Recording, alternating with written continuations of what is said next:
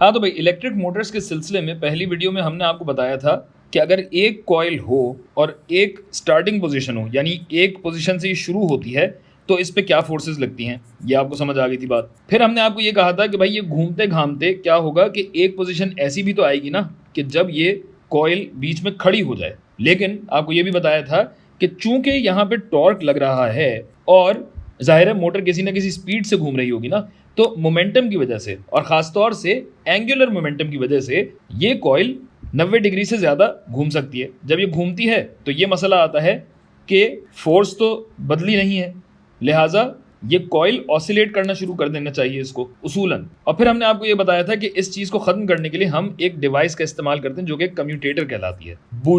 Bush कहते हैं, जिस तरह गाड़ी में बुश इस्तेमाल होते हैं, तो वो सब इसी कॉन्टैक्ट के लिए होते हैं कि भाई बाकी सारा जो सिस्टम है ना वो जूं का तूं रहे, मगर ये जो हिलने वाली चीज़ है इसके कनेक्शन किसी तरीके से आगे पीछे किए जा सकें। जैसे अगर कभी किसी मेले में या किसी फन लैंड वगैरह टाइप की जगह पे आप गए हो तो वहाँ पे बम्पर कार्स होती हैं जो गाड़ियाँ एक दूसरे से टकराती हैं, तो उनके पीछे से, मतलब अगर फर्ज कीजिए अजीब सी गाड़ी अगर मैं बनाऊं, तो ये गाड़ी होती है, इस गाड़ी के पीछे एक राड निकली भी होती है और उस राड के ऊपर से एक तार होता है जो छत पे मौजूद एक इस तरीके से आपके पास एक ग्रिड बना हुआ होता है और इसके साथ जुड़ा हुआ होता है। तो अब यह है कि ये गाड़ी जैसे जैसे इधर उधर होगी तो जाहिर है ये रॉड भी इसके साथ साथ हिलेगी और ये तार भी इस ग्रिड पे आगे पीछे यूं यूं करके करता रहेगा, जिसकी वजह से चिंगारियां भी यहाँ से निकलती हैं। देखा ही होगा, अगर नहीं देखा तो बम्पिंग कार्स या डॉजिंग कार्स आप गूगल पे सर्च कर लीजिएगा, आपको नजर आ जाएगा। तो ऐसी डिवाइस कहलाती है कम्यूटेटर। और पिछली वीडियो में हमने ये आपको बता तो दिया था, लेकिन हम आपको सही तरीके से समझा नहीं पाए थे कि भाई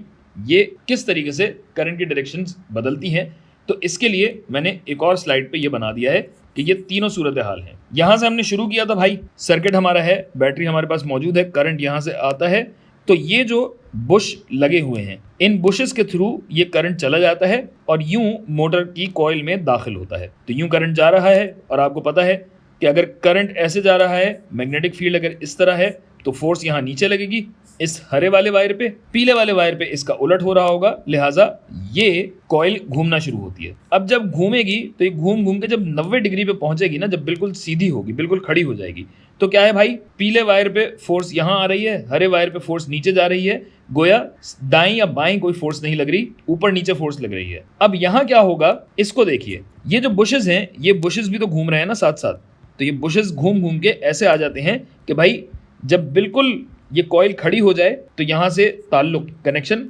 कता हो जाता है। और फिर एंगुलर मोमेंटम की वजह से जब कॉइल आगे बढ़ेगी तो अब ये जो पीली वाली वायर थी वो पीली वाली वायर अब यहाँ आ चुकी है, हरी वाली वायर यहाँ है, और आप देख सकते हैं कि अब जो कम्यूटेटर के ये कनेक्शन थे, ये वाला कनेक्शन यहाँ और ये वाला कनेक्शन वहाँ जा चुका है, जिसकी वजह से करंट की समत अब दोनों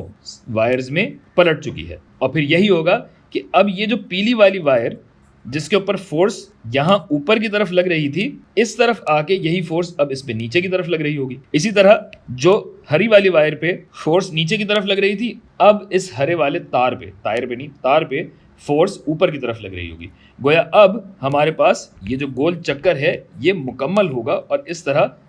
वायर भी गड़बड़ नहीं होंगे और करंट की समत भी पलटती जाएगी और हमारे पास मुसलसल एक टॉर्क एक ही समत में आ जाएगा।